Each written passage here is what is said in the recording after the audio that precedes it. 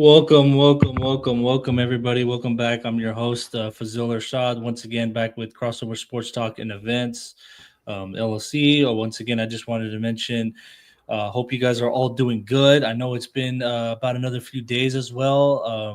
Hope you guys are all well. Um, it's been quite some time with some videos. I did mention that I was going to have more people, more guests, and more sponsors come on. And like you guys mentioned earlier, as I posted earlier, that I did have a special guest today, which is Wahhaj Khan, from the Elk Grove, Sacramento, Thomas area in California. I just wanted to welcome him, guys, and he's right here. Wahhaj, introduce yourself to everybody. Hello, everyone. My name is Wahhaj Khan. Like he said, I'm from Sacramento, so I've got the Beam team on my shirt, and then I've got the Raiders on the hat. So uh, you can tell I'm used to dysfunction. There's no bigger heartbreak than these two teams right now. At least this team is giving me some hope, but the Kings, hoping for some better stuff. It's just hopefully, hopefully one day we get better. Back to the Beam team. Yeah, man. I mean, with the Raiders and all that, I know they're trying to, build everything back up again, with their team, with adding Gino, new head coach, new GM, and Brady taking ownership, drafting Ashton Genty. That they have their new little era and their new little culture that they're creating there in Vegas. It's cool to see that, I knew they needed, but I think they have much better leadership now than they did before, you know? Yeah. Yeah, and then including with the Kings, I think they're gonna probably move off some players, and then they're gonna try to recoup like with off of Team DeRozan and Levine. What they're gonna do with that? There's Keegan Murray. They got a good young team. I like Doug Christie as a coach, so let's see what they do over there, and then hopefully something comes along with them with what they do. But I just want to introduce yourself, Wahaj, like who you are, and then like how we met. We can talk and like everything else. Talk about tell me about yourself and everything, and tell the people.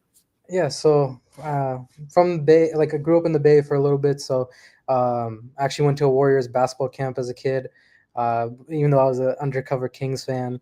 But Fazio and I met through our wives. There's some of my friends, but what's it called?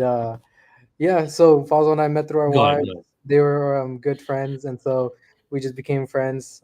Both love sports a lot, and always talk about sports. So that's why I thought might as well come on the show, see support the homie, and so yeah.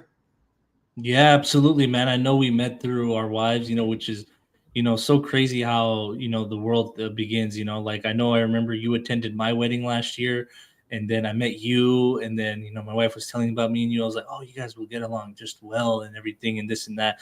And then me coming to your wedding, not knowing you as much before even at my wedding, but yours, but then, getting to know you a little Yeah. bit more and all that.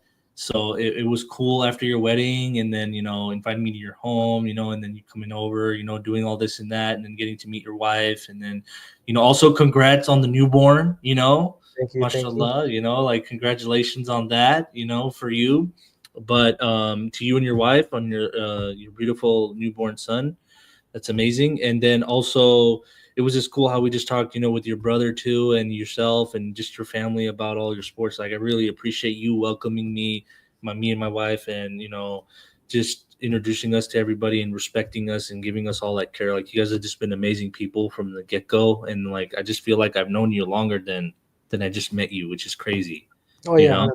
100%. Yeah, 100%. Yeah. That's why I But was comfortable coming on. So otherwise, this is out of my norm. But yeah. it'll be fun. Yeah, man. No, I appreciate it, dude. I know we were talking about you coming on and everything, but I just wanted to find a good time for you to come on. I really appreciate you taking your time out, and especially on a Friday night. I know we probably got things to do after this and all that, and everything. But I mean, yeah, we won't take too much of everybody's time that's watching on here. It'll be pretty quick and short.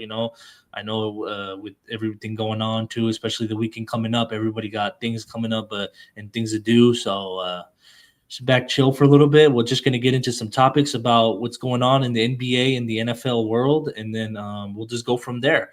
All right, well, So Hutch, what do you think? Yeah, what do you think of the season predictions? You want to start with the NBA or the NFL? What did you want to go with? we can start with the NBA and then we'll just move on to the NFL. So like one thing I'm excited for is Dame going back to Portland. I think that's going to be crazy. They already had like a nice young squad. We are thinking once they trade away Anthony Simons, they're going to give the franchise keys to Scoop, but they brought back their goat, like the Blazers goat, and so that's going to be interesting to see how Scoot develops. If he's going to be on the bench, all that kind of stuff. And then we can talk about fantasy football for Yosef later on. I'm not too big onto it, but we can always talk about that for the fans. Yeah. We'll talk about. I know some people in the comments here. I forgot to all shout you guys out. I really appreciate Amin the Dream. One of my cool friends. That I met from Twitter world or the Niners world. He's got a fantasy team. He's also got a podcast. You guys can shout out to him. Follow him too. And then it looks like we got some of your friends is too in here, right? Rajiv, and Yeah. then OVO Yosef in here, and then Yusuf, I'd say, and then we got your wife right here, giving you some support right Hmm. here. Look at that. Shout that out, supportive Yeah. wife. That's cool. Converted her to a Kings and Raiders fan. She wasn't Oh, always, so um, invited her to the heartbreak. yeah. Oh man, it's okay. Things will change around teams. Oh yeah, it's just Yeah. a joke. It's all for funds, yeah. And then yeah, we'll talk fantasy football and all that. But going into that, Wahhaj, yeah, we'll talk. I think we'll go with NFL. NFL season. I would say, what do you think is going to happen? Do you have any new playoff teams, division winners from the AFC or NFC side? Like, what do you think is going to go on there, especially with how off seasons went? I think a surprise, like two, I would say two surprising teams I've got are what's it called, the Panthers and the Falcons. Especially like the Falcons. I like Michael Penix. I wanted the Raiders to draft Michael Penix. I thought he was going to be a really good quarterback, and he played really well. And so they only just got better. Like they already had Bijan, they already had Jesse Banks or Bates. Then they had Yeah, Drake London. They already got a good offensive line. So now they got like a good coach beefing up that pass rush, trying to build an all around team. And then the yeah, Panthers last year, like Bryce Young was a completely different player. Like I was kind of thinking, oh, he's kind of a bust already in the first half of the season, and then what's it called after that he just took off. Like he looked like like honestly, people said he was like Steph Curry when he was coming out, and he was looking like hmm that, like a smaller guy who was just able to beat defenses in a way you just weren't used to, and so like you wouldn't expect it from someone that size. He's so skinny. You thought the hits would hit, you know. Uh, they would catch up to him. They didn't. yeah, man. I think with those two teams, especially in the NFC South, and we are playing. My Niners are playing them this year. That division. I do think with Atlanta, especially they did lose a lot of heartbreak close games. I know Kirk Cousins, and then he had some struggle. They started pretty quick, like 6-3, and then he had that slump. Hmm. But then, like, what happened was then Penix came in like late end of the year, and then their offense, they were clicking with Cousins a little bit too. Like they had some surprise big wins, and then Darnell Mooney too there, and then on defense, like they added Walker and Jesse Bates and all of them. They're still there, so they have a pretty good defense. And then Raheem Morris coaching that defense. But with the Falcons, man, especially with Penix second year, not much film on him with teams. They had some games, but I feel like they're going to be sleeper too. They could be good. And then their division rival, with the Panthers, Bryce Young, he did look different, man. Like he was like down the season. I know they have their head coach has been finding his groove a little bit, and then they're building that. They need to build that O line, I think, around him, especially with that team, and then the defense slowly building. But they did get some weapons for him. They drafted Tet at 8. I don't know. They don't like him calling him that, but the receiver from Arizona, and then that's some added weapons for Bryce Young. So it'll be pretty cool to see that, and I think like they're going to be much better. I think too. I think it's going to be really competitive, especially in the AFC more than the NFC. But the NFC teams got slightly better because they do have the Bucks in that division, and then I think the Saints will be the rebuilding team, more of a rebuild that year. Yeah, honestly, I think the Saints are gonna have the first pick because they're Mhm. just I can't see any place on their team where they're gonna be like really really good. Like their offensive line, they have a lot of first round picks on there, and like how many of them are really that great? Fuaga was hurt most of last year. Ramchek is always hurt nowadays. Penning was a bust. I would say he wasn't that great. And then yeah, they only got really one good guy is McCoy. Yeah. Is that their center? Yeah, yeah, Oh, yeah, man. No, I would really like to hope to see with that team, what they can do and everything. But yeah, they're definitely gonna rebuild. Oh, look, we got a yeah. special guest He's got his appearance. Raiders onesie on. He came to Yeah, cheer look at us on him. his We first pod. got Yeah, wow, he came on his first pod. Like, look at that. He's supporting. yeah, He's getting bigger, huh? Mashallah. That's yeah. amazing. A Yeah. month and a couple days now, so Wow. he's From when we growing. first saw him, he was something else. That's cool. Thank you, man. Man, he Yeah, looks no good. problem. Supporting for you, dude. Yeah. Yeah. And then I just before we get back to our other topic, I just wanted to mention a few sponsors real quick. Um Need to ship fast and hassle free? Visit Bomar Mail in Hayward today, your local go to for all mail and courier near. It's hashtag Bomar Mail, hashtag Hayward Business, hashtag Shipping Made Easy, hashtag supporting them local. Sponsored by Crossover Sports Talk and Events. You can reach out to them for any needs, and also including Y2K Recycling, which has got old electronics. Don't trash it, recycle it. We're on a mission to keep e-waste out of landfills. You can call them at 510 925-9919. Email is right there, info@y2krecycling.com. And the website is www.y2krecycling.com. And their hashtags Y2K Recycling, hashtag e-waste solutions, and hashtag recycle. And then I'll just mention one more before we move on to our next topic, which would be Mr. Blaise Stanfield-Ellison. He's a realtor at Interior Real Estate Services. He's a Berkshire Hathaway affiliate specializing in residential real estate across the Bay Area and all over. I think he has more stores down, I think Manteca too as well. So helping clients buy, sell, and invest with confidence, care, and local expertise. Okay, and moving forward, Wahhaj, thank for giving me the time to mention some sponsors. I'll have some few more on later going on. For I think sleepers who I would think, I think I've mentioned earlier too before. I do have some teams, but I'll just mention the two before we move on to our next topic. They're kind of sneaky, but do think they could be good, but people are starting to notice them, which I think it's honestly time for them to show up.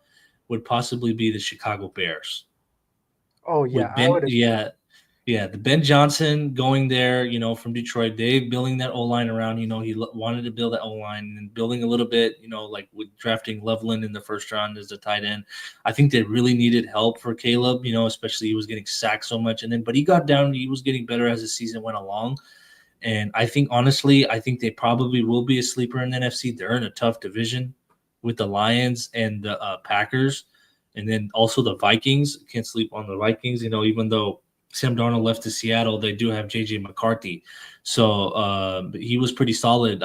Before he got hurt, I would say in the preseason and training camp, as people were saying. So, and they have a good camaraderie around there too. They do have a good head coach with Kevin O'Connell. And then my other team, I would say from the AFC, who's probably going to be a sleeper. I know all the AFC West teams can be pretty good. I know that the Broncos, especially the Chiefs and the Chargers, the Raiders are up and coming. They could be slowly a sleeper, but the team that I think that most of the teams that I think they wouldn't be really expecting much is, it's crazy to say, I think the Jets. Really? Because Justin Fields, Aaron Glenn over there. I know it's time for them. They kind of had a little bit of a scare with that day-to-day injury, that lower leg, but it was just a day-to-day with the toe injury. But they finally, and then Aaron Glenn, I think his presence over there, I think that's what that team needed. And then, I know it didn't work out with Rodgers and Saleh and then that team, but I think he does have some weapons, and then they have a pretty good defense already. I think they could do something in the AFC, but it's going to be really hard, I think. I liked Yeah. when the Jets had Saleh. I thought he was going to be I thought he was a really good coach. I'm happy he's here. Yeah, he's the highest paid defensive coordinator now for a reason. Yeah, He's a good coach. yeah. I think it was just Aaron Rodgers kind of screwed up that whole situation. Like Mm-hmm. they brought in his coordinator. I forgot he was the Broncos coach for a season with Nathaniel Hackett. I thought he was a terrible coach because I watched some Raider games against the Broncos, and he was just not really that great of a coach. And so I thought getting if they didn't get him, I feel like that team could have been a lot better because he had Russell Wilson looking washed that first year in Denver. The second year in Denver, he was a lot better. But then obviously they moved on and got Bo Nix, which is kind of a big. Yeah, Yang Henson is a kind of crazy pull, if I'm going to be honest. Yeah, honestly. They're saying he's the next. He's the next Jokic. Yeah, he from oh yeah, we'll get to the NBA, but yeah. There's some. We'll get to that. We'll get to that. And Bears could be surprises, but yeah, he's true. Raiders could be yeah. Ryan's true. They can be. I think low key they can. Honestly, with the team they have, RG RG3, bro's RG3 the analyst now. roasted right now by Cam Newton.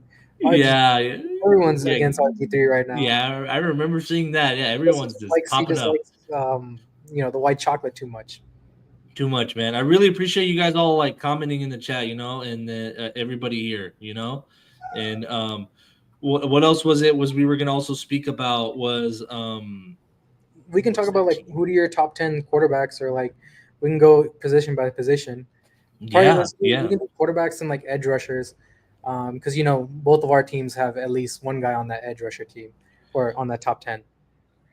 Oh yeah, both of our from our favorite teams. I think for sure they're in the top 10 as an edge rusher. Yeah, I would say Max Crosby and Bosa should be up there.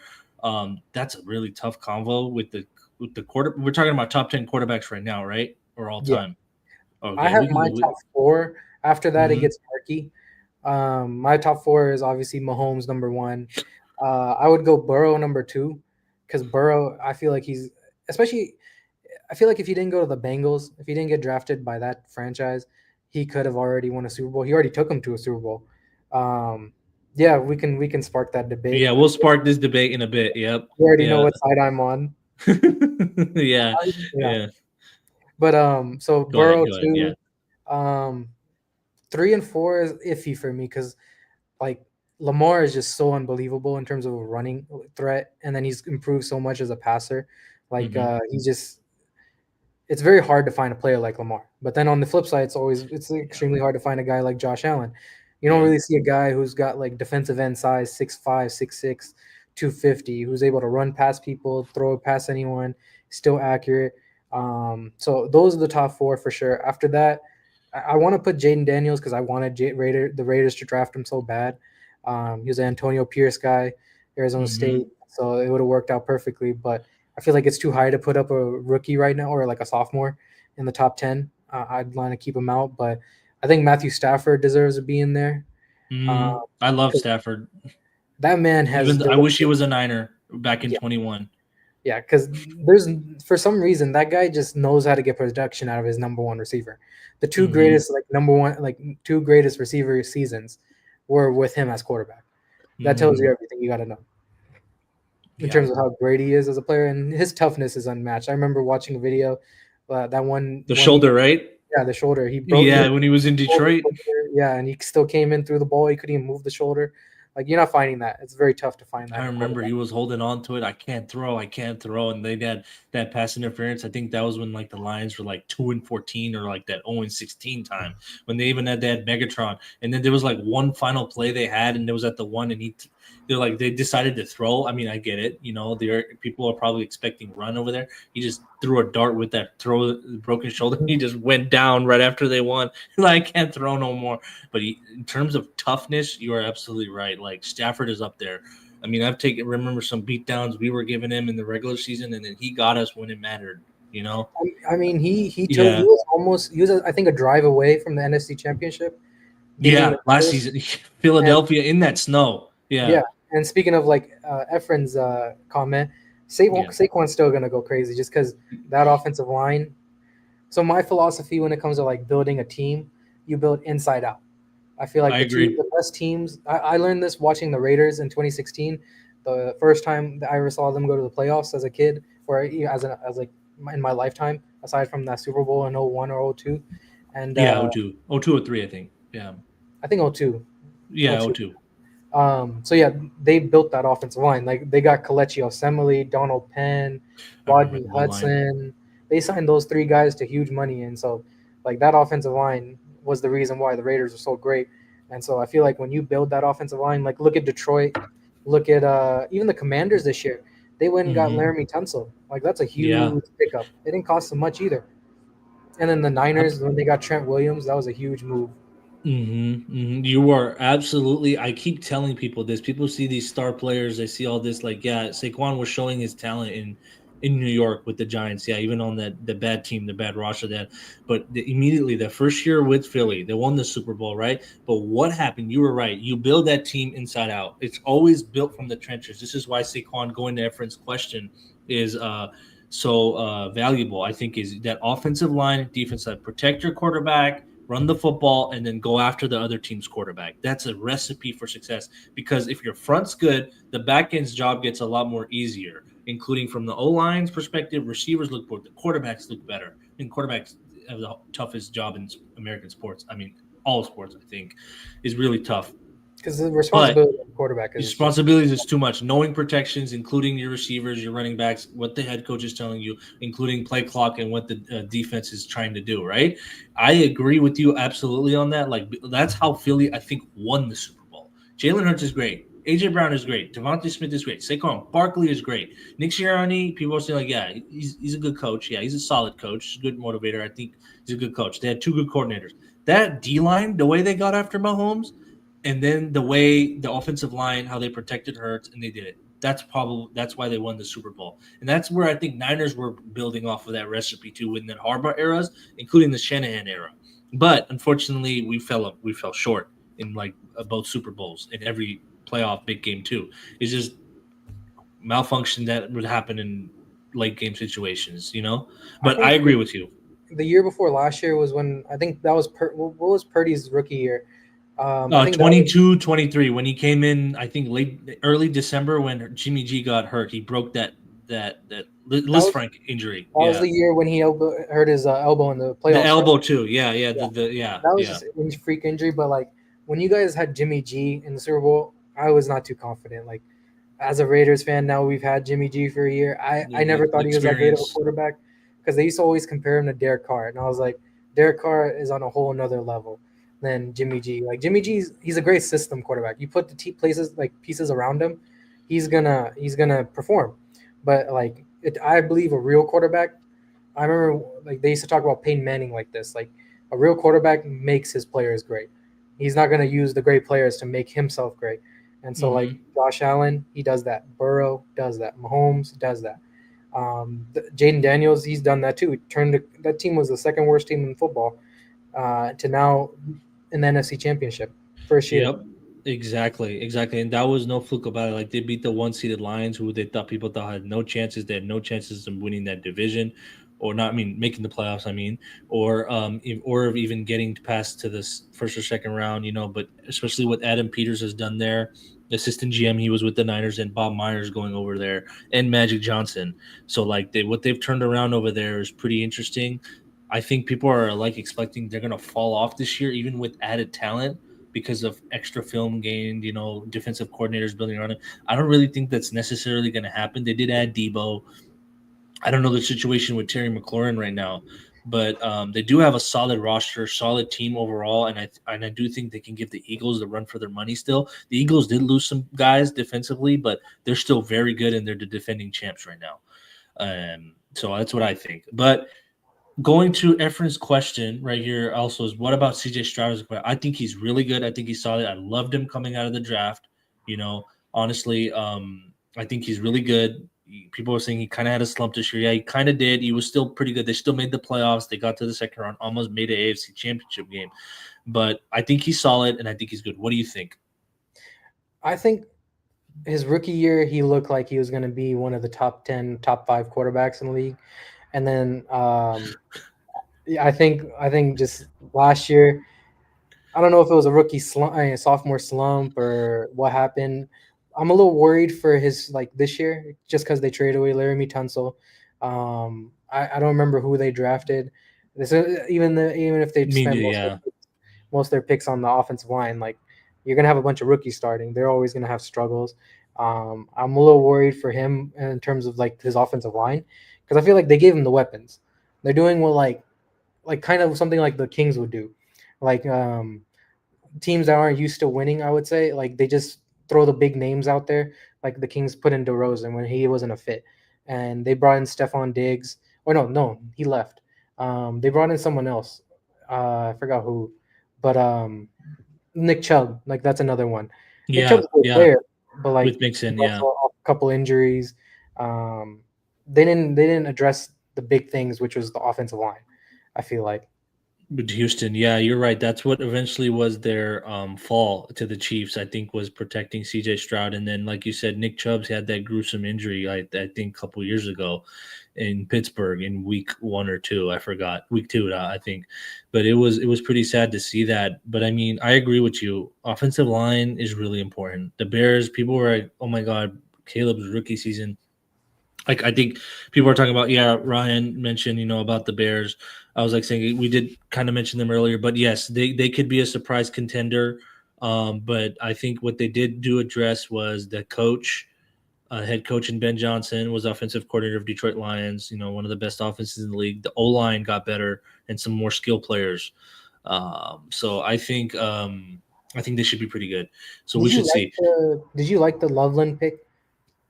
Honestly, I thought they were gonna take what was his Tyler Warren. Maybe I thought would have possibly been the different pick. I don't know how Warren fell that far. I thought Warren was probably gonna go around there. What do you think of that one? Tyler Warren from Penn State, the tight end. Didn't he go 14 to the Colts? Yeah, he went. He went. I think. Yeah, I think he went to the Colts. And Yeah, then Loveland went 10, right? Loveland went to Chicago. I think Ben Johnson. I think that was more of like, I think what the strengths and what they want to do with him probably differently in the system that they run. I Me think probably personally, that was more of a pick with that. But based off talent wise, you would probably want Tyler Warren, wouldn't you? I thought the smartest thing for them would have been like when they drafted Caleb Williams instead of taking Rome Odunze. I thought they should have taken Brock Bowers, and now as a Oh, Raiders damn. like I thought that's Yeah. what they were going to do, but then everyone was like, "Oh, they have Cole Kmet. They don't need a tight end." And so I was like, "Okay, neither of the two, Loveland or Warren, I think are on Brock Bowers' level." Hmm. I think Brock Bowers, he's like kind of a unicorn in terms of a tight end because like who comes in and has 1,100 yards as a rookie? Um, We got a question here, real quick. We'll answer is Amin the Dream says, Wahhaj, why are you a Kings fan? Scratch that. The real question is, why are you still a Kings fan? I just Oh, got hope. man. I just Go got ahead. hope. I'm loyal. I can't switch up.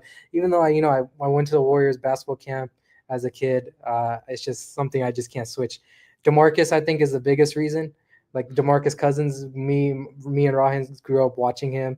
Tyreek Evans, those are our guys. Ben McLemore. We saw Yeah. all of the bus. The only I guy I remember didn't like those that the days. Kings drafted was Jimmer. Jimmer, I never understood.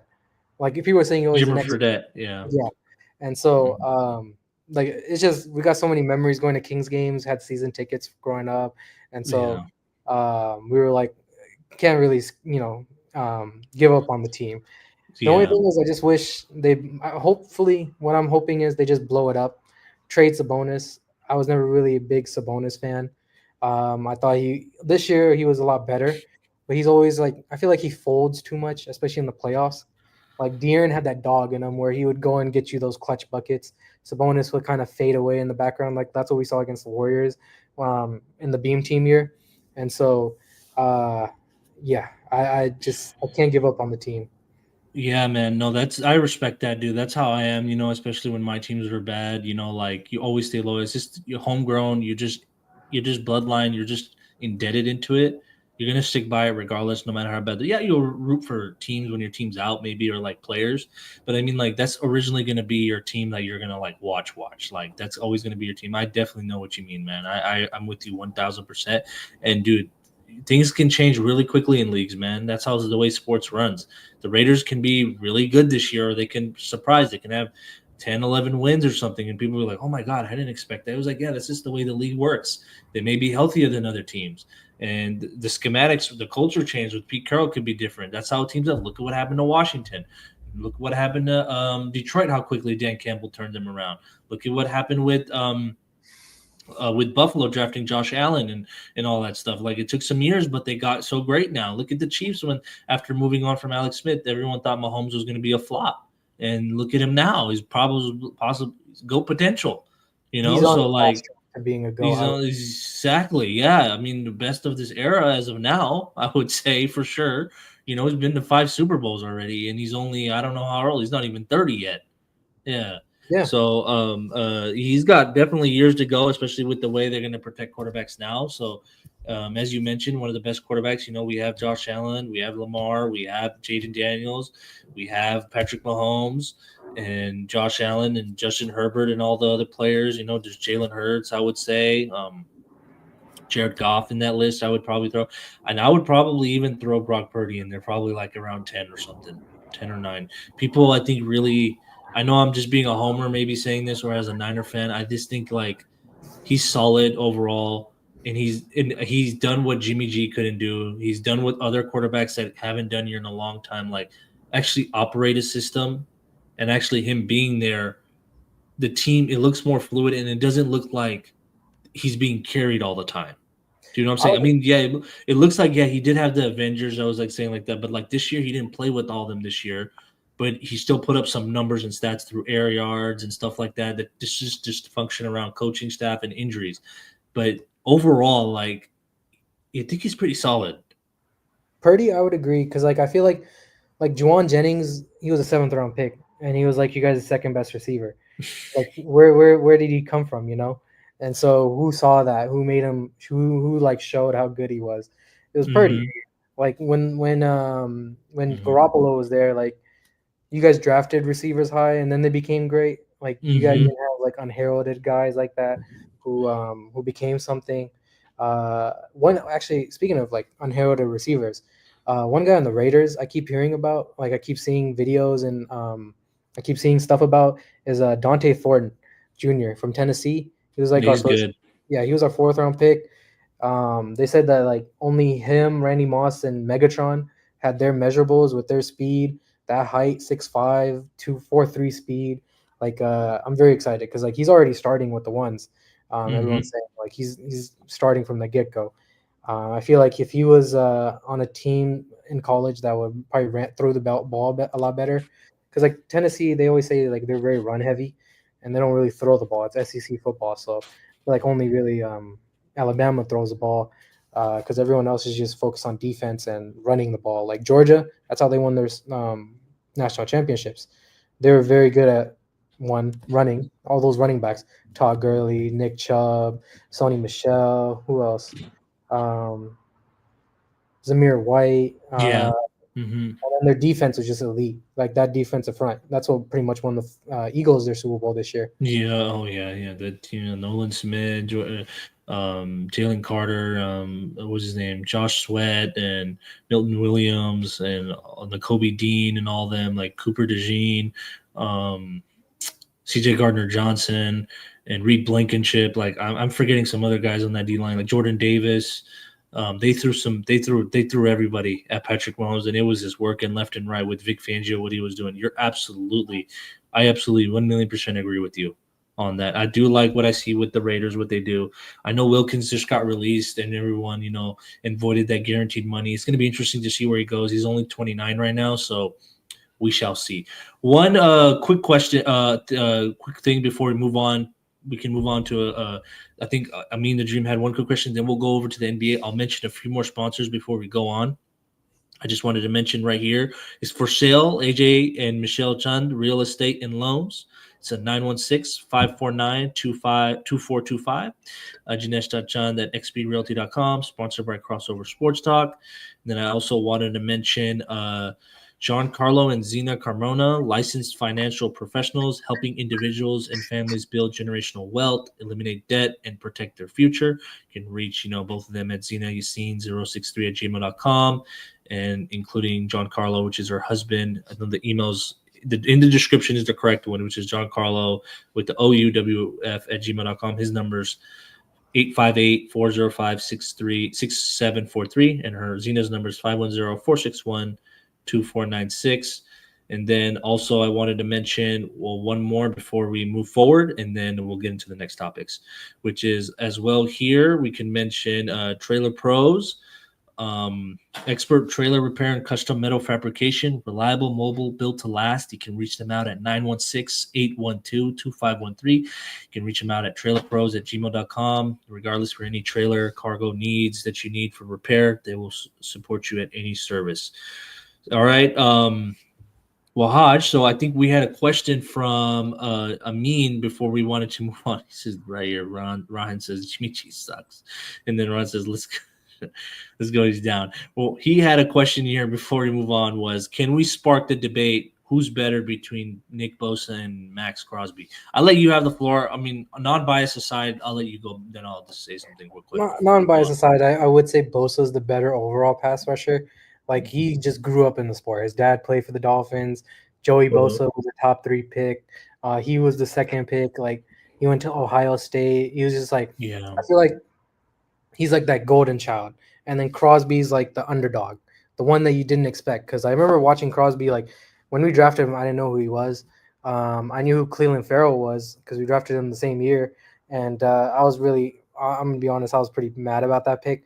I wanted us to get like either Bosa or Quinnen Williams, but both of them went 2 and 3. And then I was like, oh, what about Josh Allen, the Jags pass rusher? I thought he was gonna be really good. But then they went Cleveland Farrell. That was one of those John Gruden, Mike Mayock picks where they just like to draft some random guy from a good school. Like one of the guys who like they also drafted Alex Leatherwood. And so I was very impressed with Crosby his rookie year, and so he just built on it. Like now he's just one of the I would say he's a top 5 pass rusher. Bosa, he was, I would say, up until last year, the injuries just kind of yeah, derailed I him. agree. So he's probably going to bounce back this year, especially with the extra help from Michael Williams. Crosby, I Mhm. was expecting, he has that. He'll have Malcolm Kuntz back, which is a big thing because when those two were playing together the year before last, the second half, like they were like looking like Bruce Irvin and Khalil Mack, like two edge rushers just collapsing the pocket. I remember that one Charger game where they had 63 points because they just forced so many fumbles, so many turnovers. Those two were going off. And then Wilkins, I was hoping he would be better, give Crosby some help. But overall, I would say Bosa is the better pass rusher. It's just Crosby, I feel like he's just going to go at you 100% all the time. I absolutely agree with you. Like, definitely 100% with like the way it's going with the body of work. You would say Nick Bosa, right? I mean, playoff game, Super Bowl, like defensive player of the year, defensive rookie of the year. I know with the injuries a little bit now, it was kind of down, but I mean, especially getting Salah back with Michael Williams and then drafting Alfred Collins and then CJ West and then trading for Bryce of the speed edge rusher, which he's much better in a 4-3 wide nine. With when he was with Robert Saleh had like 11 sacks, but this didn't fit in the Philly system, and there was too many guys on that roster. It was too deep, so it's going to be interesting to see him this year rather than last year. He was a little bit better, I would say, but then he got hurt with that oblique injury, which kind of held him back. But he's been consistent every year since he tore that ACL, and then he was kind of down. People say after he got paid, but going to Crosby, he's been his motor. I think as much as runs higher than Bosa's. I think he's going to give you 100% every snap, like you said with Kuntz, and then with Wilkins as well. He even without no guys on that line, he was still getting sacks. He was getting to the quarterback, getting pressures, and he would wreck every single play. And I would just see them like he gives it. He earned. He just definitely deserved that contract that he got, and he's a foundational player with the Las Vegas Raiders, I think. And then with Bosa, I think he's going to reach 12 plus sacks again this year. I think he's going to do it, and especially with Salah, he loves having Salah back. He was mentioning, and then that leadership that did what they need in that locker room to lead that defense. So it's going to be fun again to see both of them go at it. I know they're in different conferences, but 100% for sure. Good question. I mean, the dream. And then everybody else really support you guys on here and doing all that. We'll move forward on the next topic. Wahhaj, what do you think about the NBA now moving forward? We can talk about the Kings, Warriors, Lakers. Any season predictions? I know it's really early. There's three months still left to the season, and any surprise teams? I know there's been lots of moves in the NBA that's gone around already. What do you think? Go for it. I think we're probably going to see LeBron get traded here shortly because Ooh, I feel like he's used to being that guy for the franchise, and the Lakers are kind of making it clear that they want to go forward with Luca because I feel like him and Luca, they're both great players. They're the two of the best players in the league right now. It's just do they work together? Because like they're both very similar. They need the ball in their hands. They can't really like you can have them play off ball. It's just not as effective. And then like agreeing with Efren, I 100% agree. I think the Nuggets, they knocked it out of the park in terms of an offseason. Like they completely upgraded everything.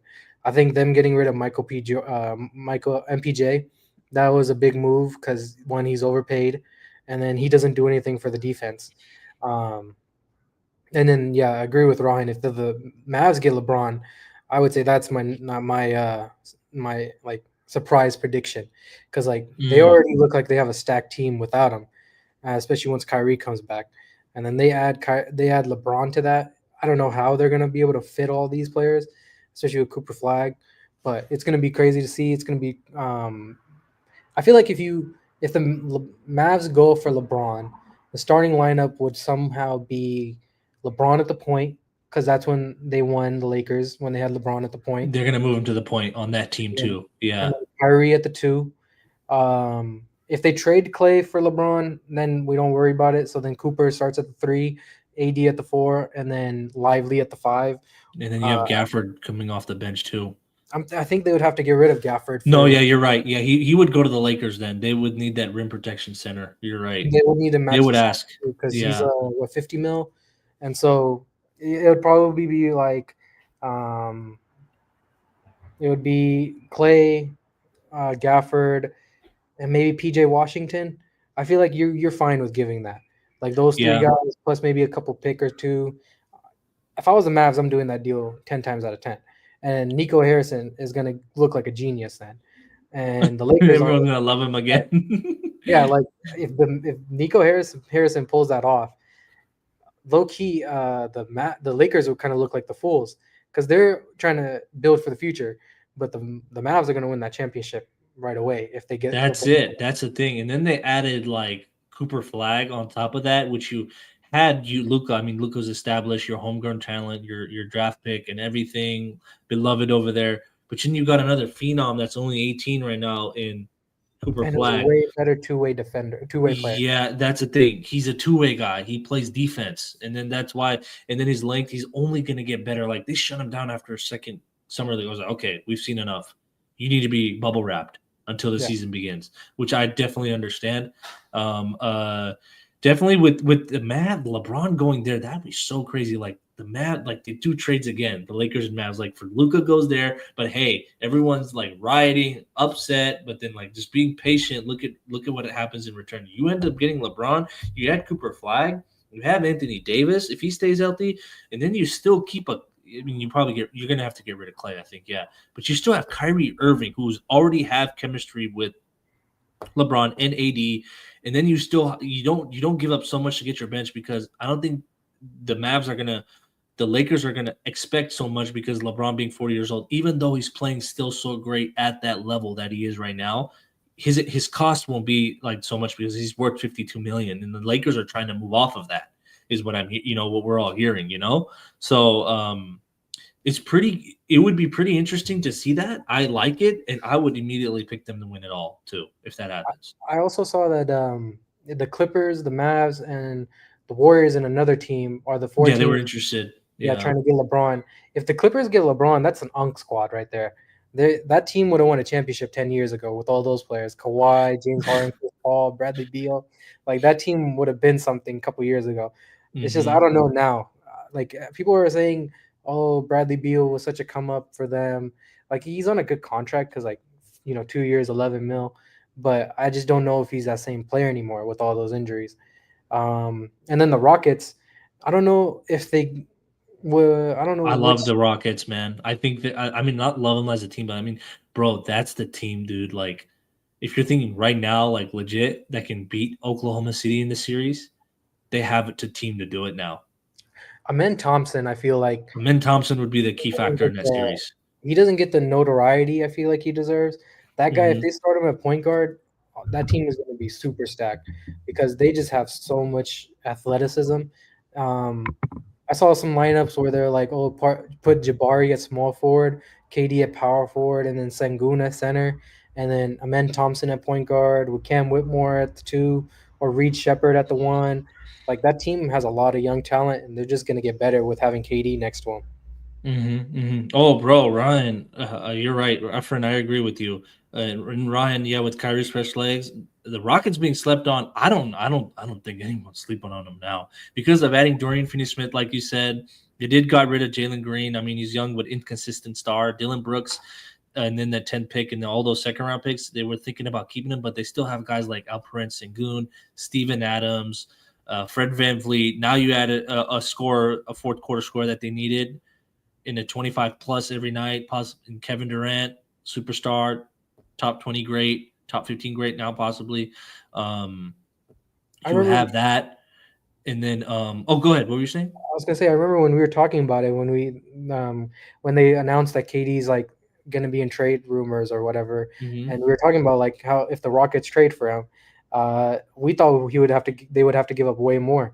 We Yeah, thought they maybe didn't. Jabari Smith Yeah, would have to be included or Cam Whitmore. They just gave, Eason, right? like they just gave up what's it called, Jalen Green, who disappeared in the playoffs. Like he was non-existent, and Yeah, besides so that game 2 against the Warriors, and then other than that, he was nowhere to be found in that yeah. series. And Yeah, so like they just gave up him, Dylan Brooks. No one really cares. Like he's cool. I'm just not a fan of him. This also goes back to OVO. Shout out Yosa. And then yeah, I didn't think he was that great. So I feel like the Rockets kind of stole KD. They didn't really I give up. agree. I agree. Especially I don't think they care about those picks now because with Ime as a head coach too, because they're young still and they're in win now mode. Mhm. So yeah, Alberin the Jigs. Rockets ain't going to the finals. They ain't win nothing. I would argue the structure of the old team was more well balanced than it was now with KD. That's another thing. That's another thing to also think about. We could possibly be getting too ahead with that, but what they gave up or like what the chemistry they had with that team, can KD come in like possibly take something around them? Like we won't expect all the other players around them to be as great, even though KD is such a great player. I mean, he did fit in. I mean, with the Warriors, he was a star with the Nets. He's great everywhere he goes. But I mean, like in terms of balance wise, I mean, I think you do have a point of what they're saying here. And Ryan says Dylan Brooks is a fruit. Oh crap! Um, Everything. Oh, I think something we just went off a little bit, but you're still there, right? yeah, I'm still here. Oh yeah, yeah. No, you're good. You're good. Yeah. What were you saying? Go ahead. I mean, I would kind of agree with Amin, but the thing is, I feel like KD, he's not coming in trying to be the leader. He's not establishing the culture. He's not that kind of guy. We saw that he tried to do it in OKC, just didn't have the shooters around him, like he says. And then Phoenix, I never understood the whole getting rid of CP3 and all those guys that they went to the finals with for what's it called, Bradley Beal. I didn't understand why they went and got three scores as their main top three guys. Because I remember Rahan and I actually went to the finals when in Phoenix when they played the Bucks, and that team. I feel like that's the way you build a team. You got the floor general point guard who knows how to pretty much No. Go ahead. control everything on the court. You need that guy who has that brain. Then the two guard, the score, the guy who's going to get you the buckets, either driving, mid range, three, which is what Devin Booker does. And then Mikal Bridges was instrumental. What's it called in like getting him there, just because you needed that 3 and D guy. He never missed a game either in his whole career, I think, so far even. And then Jay Crowder, he was good. I feel like if they had a better power forward, they probably would have won because he was probably too small for Giannis. And then Aiden, he was okay. Uh, I don't know who else. They could have drafted maybe Jaren Jackson, but no one expected Jaren Jackson to be who he was. And then Mhm. they all expected Aiden to be so much better than what he turned out to be. So I feel like that's the way you I do I it, though. agree. Like Yeah, you yeah, have yeah. the 3 and the 4 be 3 and D guys, and then the center, a scorer, shot blocker, and then two as a scorer, and then one as the controller of everything. Yeah, absolutely. I agree with you over there. I think it was pretty interesting with the way they handled it with the way they handle that team. I mean, it would be how they structured it.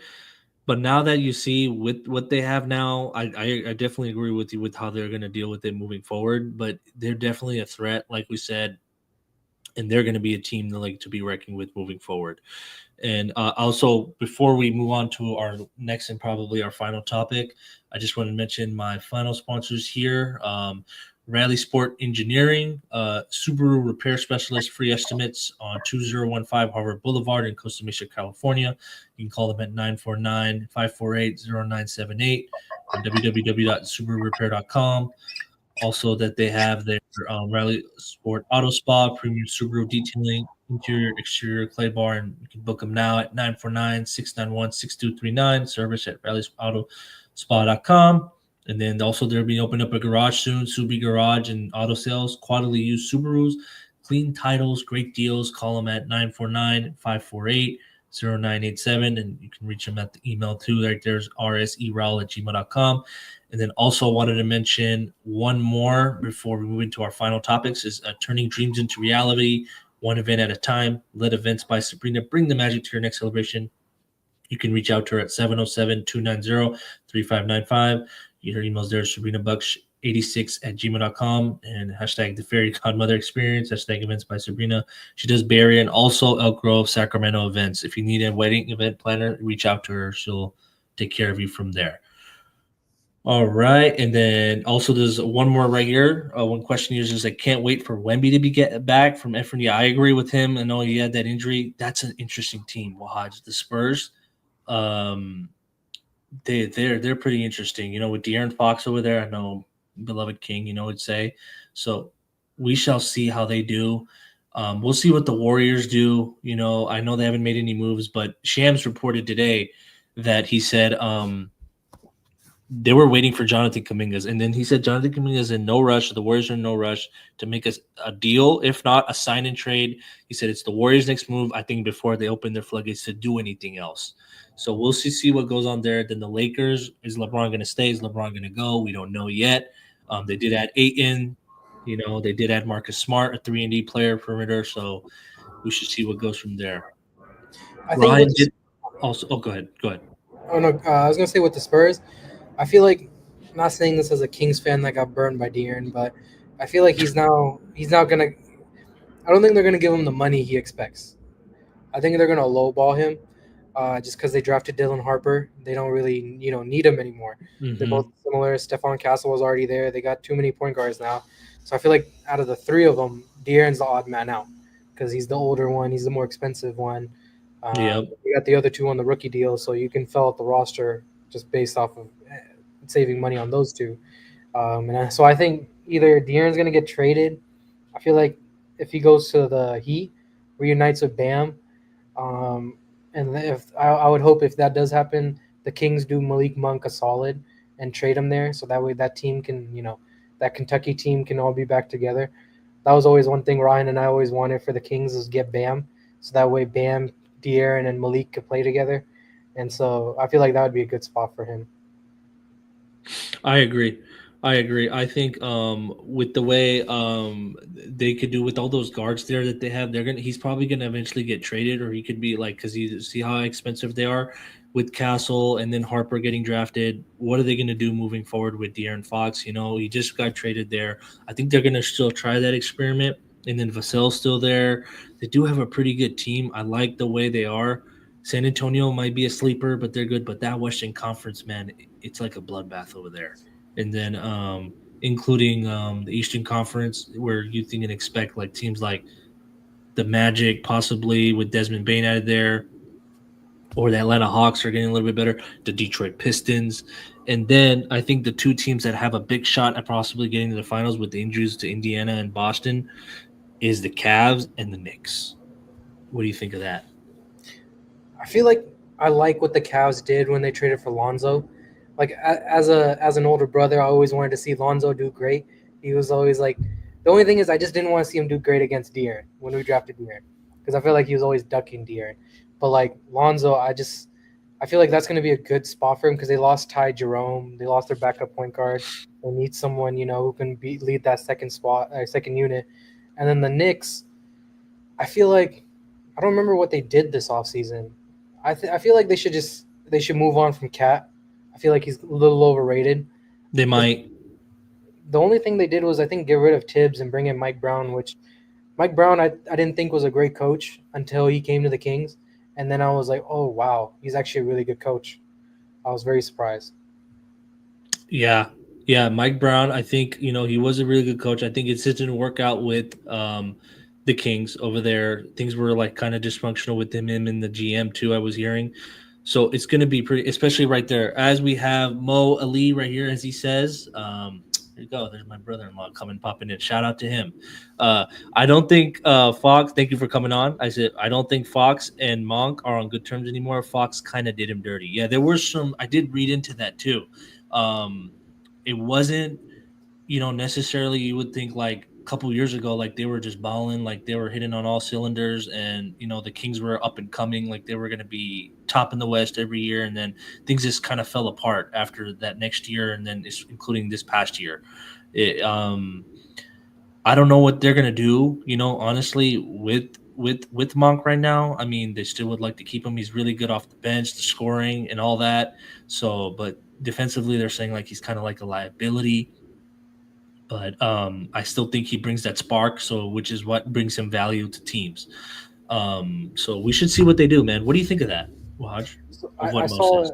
I saw when I think De'Aaron made his return to Sacramento.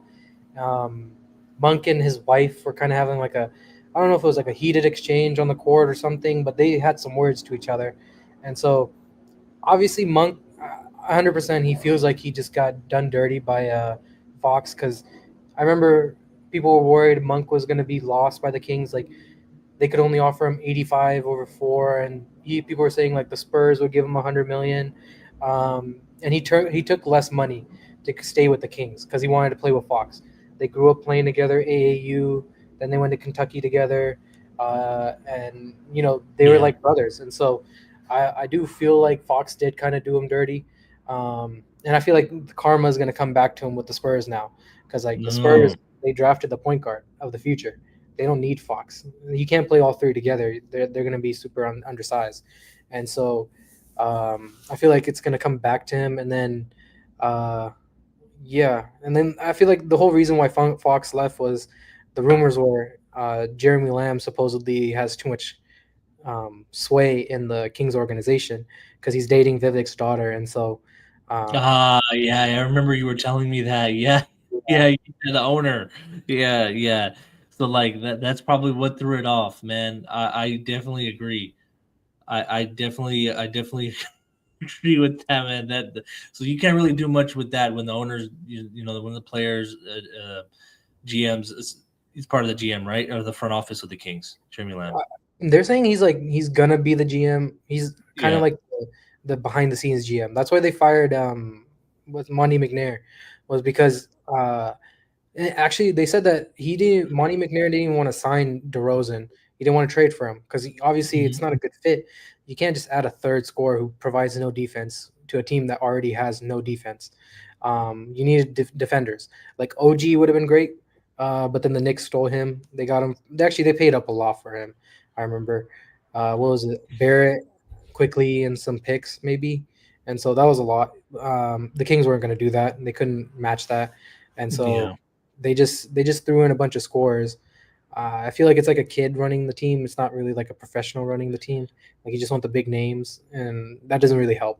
Yeah, yeah, I agree over there. It's going to be interesting to see what they do moving forward, but they're going to have to figure some things out, So I think it wasn't, the things is it wasn't just meant to be for Fox there. I think the way he was seeing things, so he left, and then I think the Kings are heading towards a different way. So I think they still have a solid team. They just need to retool some things around them. They don't have to do a complete full rebuild. I think they just gotta move some pieces, like retool. Then they should be fine again. He's also Mo Ali also says against moving forward is following up his comment. I don't think Mike Brown was a good hire by the Knicks. Really stubborn to adapt. I think he's going to choke in the playoffs again. So he's thinking something like Thibodeau, but Thibodeau overran his guys. But this is one of the things that people has said about Mike Brown, especially you guys know, he's also being Kings fans, so like I know him being as an assistant with the Warriors, and he did coach the Cavs, he did coach with the Lakers and everything, but and this is a really interesting thing. So people will look at this for the Knicks. Is he like not gonna be able to adapt in the postseason, or he is? What do you think, Wahhaj? I feel like he was a desperation hire. I think the Knicks, what they wanted, I don't think they should have gotten rid of Tom Thibodeau. because the players liked him. Like he was loved in that locker room. But I feel like they just panicked because the higher ups they wanted someone else. They were trying to poach uh, Jason Kidd from the Mavs. They were trying to poach Emi Adoka, I think. A couple of different coaches from around the league, and every team was like, "Why were we going to give up our coach? Why would they do that?" And so, out of the options left, Mike Brown was probably the biggest name left because they couldn't bring back Thibodeau, and so it was just kind of like a panic hire. I do agree that he's really stubborn to adapt because it took him forever to play Keon Ellis, even when Keon Ellis was playing so much better than Kevin Herter. Like Kevin Herter was great his first year with the Kings. After that, he just forgot how to shoot, and he already couldn't do much else. He wasn't that great of a passer. He's not going to create for you, and then defensively, he was not good at all. Yeah, I absolutely agree. I think with Tibbs that loss was probably kind of huge, and he took them to their first Eastern Conference final since 25 years, and the Knicks were up and high. You seen what the players were doing after they beat the fans were doing after they beat the Celtics. They were like, "Oh my God, we're gonna go to the finals," this and that. I mean, I was happy for them. For the city of New York, they kind of like struggled for a bit, especially with the Knicks having their so, good question. Good statement too, Molly. I really like it. And then Ryan also says Kings look like they're playing my chin. And then he says, "What about the Pistons?" And Mike Brown was the coach. I think the Pistons. We'll get back to the Kings. I think I've talked about them too. I like their good young team. With Malik Beasley, I know he's dealing with that gambling situation, but Kate Cunningham, they have Beef Stew, Tobias Harris fitting well over there. I like their squad. What do you think? I mean, they have another Thompson twin, so you already And know. Oscar Thompson. Yeah, Amen's Yeah, so brother. Yeah.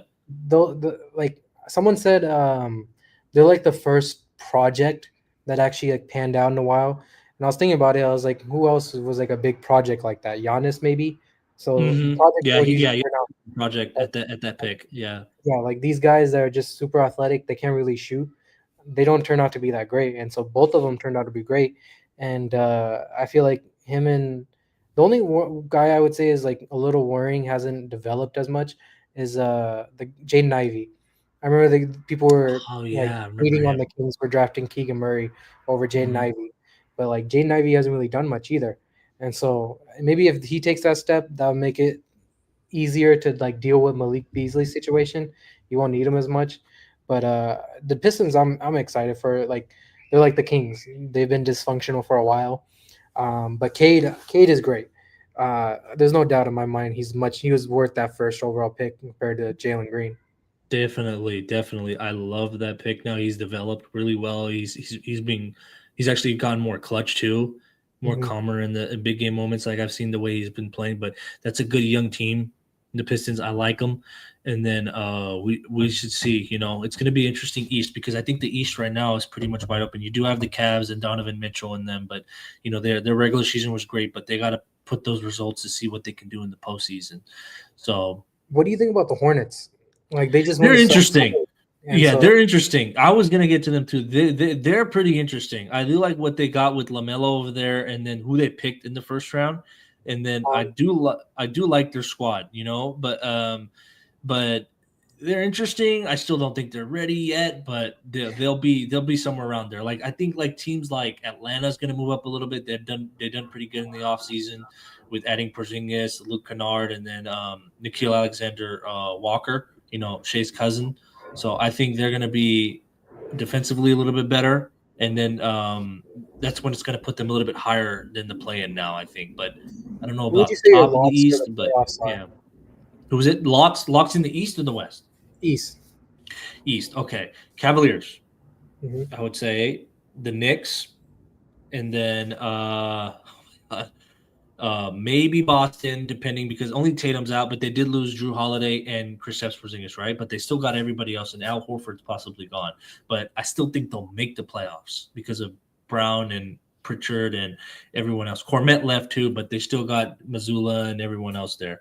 And then Indiana does not have Turner Halliburton, but they possibly will make the playoffs. But I got the Magic, the Yeah. Pistons, and then I did say the Knicks, right? Yeah. Okay, who else? And then Atlanta.